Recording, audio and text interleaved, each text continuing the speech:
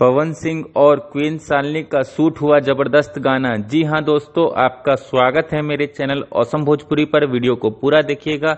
Video पसंद आए तो वीडियो को लाइक और चैनल को सब्सक्राइब कीजिएगा। दोस्तों, कल रात पावर स्टार पवन सिंह ने पटना में एक जबरदस्त गाने का शूटिंग कंप्लीट किया। दोस्तों, इस गाने में पवन सिंह के साथ क्वीन शालिनी ने काम किया है और इस गाने को मीरा म्यूजिक के लिए शूट किया गया है। मतलब दोस्तों कि ये गाना आने वाले समय में मीरा म्यूजिक यूट्यूब चैनल से रिलीज किया जाएगा। और बताया ये भी जा रहा है दोस्तों कि ये गाना बहुत ही बवाल गाना है और गाने को बहुत ही बड़े लेवल पर शूट किया गया है।